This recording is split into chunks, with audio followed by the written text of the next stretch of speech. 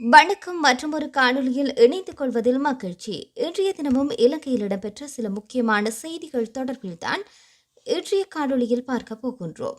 அந்த வகையில் பார்க்கின்ற போது ஜோசிதவினுடைய விசாரணையில் அம்பலமான சில தகவல்கள் எனும் ரீதியில் ஒரு விடயம் நேற்றைய தினம் முன்வைக்கப்பட்டிருந்தது. மேலும் விசேட அதிரடிப்படையினர், அதாவது பொதுமக்கள் பாதுகாப்பிற்காக விசேட அதிரடிப்படையினர் களமிறக்கப்பட்டதான செய்தியும் வெளியாகி இருந்தது. அது மட்டுமன்றி ஜோசிதவின் கைதை தொடர்ந்து இலங்கையிலிருந்து தப்பியோடிய முக்கிய அரசியல்வாதி என நேற்றைய தினம் ஒரு விடயமும் முன்வைக்கப்பட்டிருந்தது. இவைகள் தொடர்பில்தான் இன்றைய காணொலியில் பார்க்க போகின்றோம்.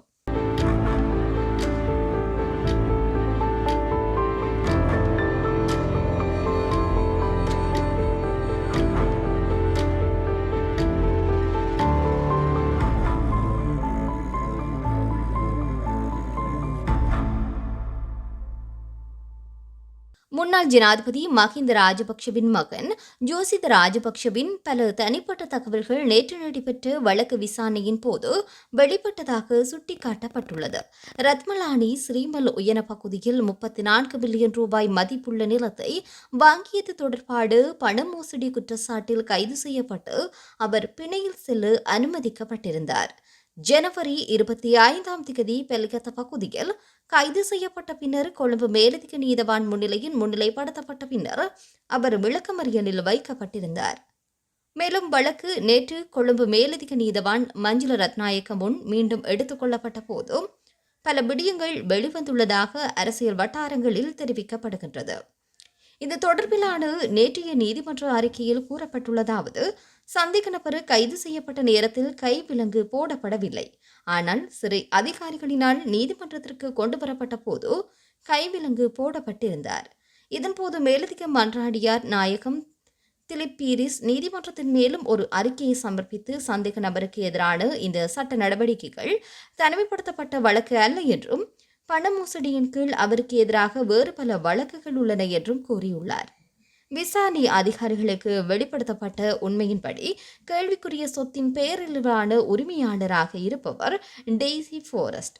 அவர் சந்தேக நபரினுடைய பாட்டி என்று கூறப்படுகின்றது. இருப்பினும் 2012ஆம் ஆண்டு வரை அவருக்கு அசையா சொத்து எதுவுமில்லை என்று கண்டறியப்பட்டுள்ளது.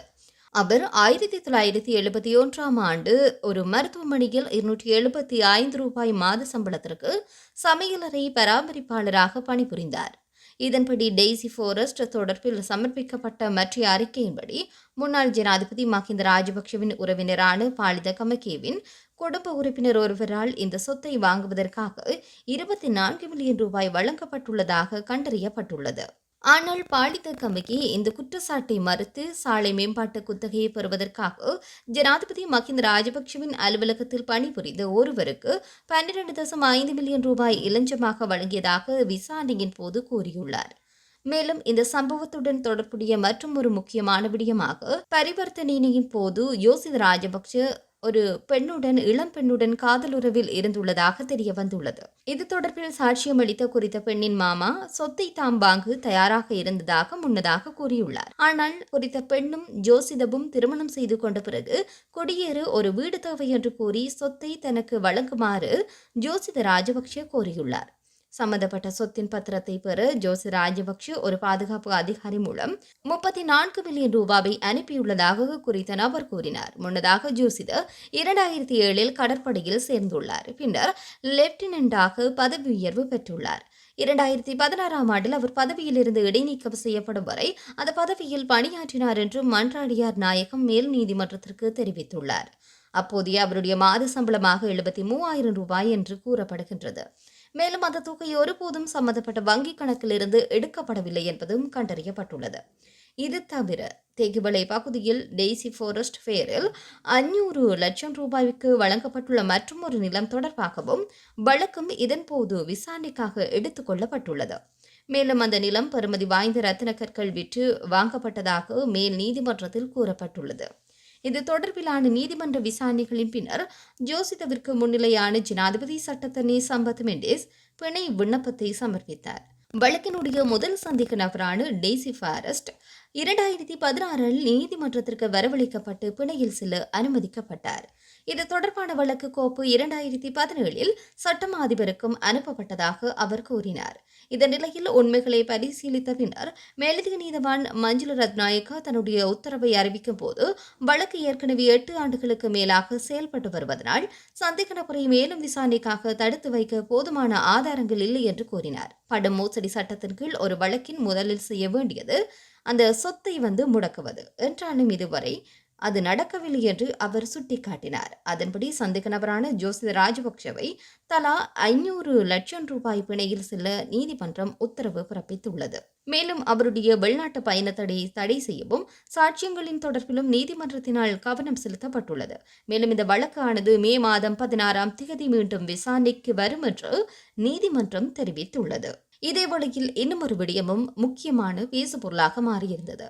அதாவது முன்னாள் ஜனாதிபதி மஹிந்த ராஜபக்சவுடன் மிகவும் நெருக்கமாக செயல்பட்ட பிரபல அரசியல்வாதியான நிமல் லான்சா நாட்டை விட்டு தப்பியோடியுள்ளதாக தகவல் வெளியாகி இருக்கின்றது. கடந்த ஆட்சியின் போது மோசடியில் ஈடுபட்ட அரசியல்வாதிகளை குறிவைத்து சமகால அனுர் அரசாங்கம் நடவடிக்கை எடுத்து வருகின்றது. இந்த நிலையில் முன்னாள் அமைச்சரான நிமல் லான்சா நேற்று முன்தினம் இரவு திடீரென நாட்டை விட்டு வெளியேறியுள்ளதாக தெரிவிக்கப்படுகின்றது. முன்னாள் அமைச்சர் அனுர பிரியதர்ஷனயாப்பா மற்றும் முன்னாள் ஜனாதிபதி மஹிந்த ராஜபக்சவின் இரண்டாவது மகன் ஜோசித ராஜபக்ச ஆகியோர் கைது செய்யப்பட்டதைத் தொடர்ந்து அவர் வெளிநாடு சென்றுள்ளதாக உள்ளக தகவல்கள் தெரிவிக்கின்றன. லான்சாவின் குடும்பத்தினர் சிறிது காலமாக ஆஸ்திரேலியாவில் வசித்து வருகின்றனர். கோட்டபய ராஜபக்ச ஜனாதிபதியாக செயல்பட்ட போது லான்சாவிற்கும் ராஜபக்ச குடும்பத்தினருக்கும் இடையே மோதல் ஏற்பட்டது. இதன் காரணமாக அவர் தன்னுடைய அமைச்சர் பதவியை விட்டு சிறிது காலம் ஆஸ்திரேலியாவிற்கு சென்றிருந்தார். ஆனால் கடந்த கால ஆட்சியின் போது நடந்த மோசடி, ஊழல், கொலை மற்றும் சொத்துக்களை அபகரித்தல் உள்ளிட்ட கடுமையான குற்றங்கள் தொடர்பான 11 வழக்குகளை தாக்கல் செய்து தேவையான கோப்புகளை போலீசார் சட்டமா அதிபரிடம் ஒப்படைத்துள்ளனர். இந்த நிலையில் நிமல் லான்சா நாட்டை விட்டு தப்பி சென்றுள்ளதாக தெரிய வருகின்றது. இந்த வழக்குகள் முந்தைய அரசாங்கங்களின் மூத்த அரசியல்வாதிகள் மற்றும் அதிகாரிகள் பலர் மீது குற்றம் சாட்டப்பட்டுள்ளதாகவும் தெரிவிக்கப்படுகின்றது. இதேவேளையில் இன்னும் ஒரு விடயமும் தற்போது பேசுபொருளாக மாறியிருக்கின்ற முக்கியமான விடயமாக இருக்கின்றது.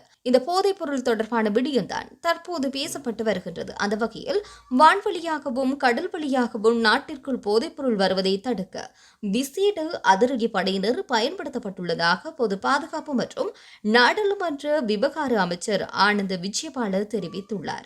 மேலும் போதைப்பொருள் நுழைவதை உடனடியாக தடுப்பது கடினம் என்று அவர் கூறினார். ஒரு தேசிய செய்தித்தாளிற்கு அளித்த கலந்துரையாடலில் அவர் இந்த கருத்தை கூறினார்.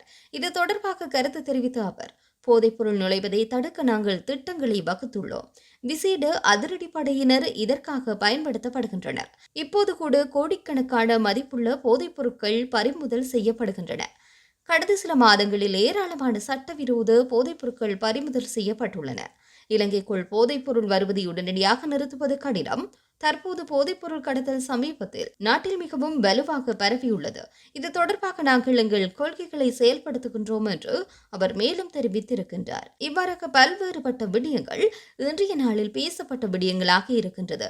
மற்றொரு காணொளியில் சந்திக்கும் வரை உங்களிடமிருந்து விடைபெற்றுக் கொள்ளும் நான் ரோஷானி மனோரஞ்சன். நன்றி.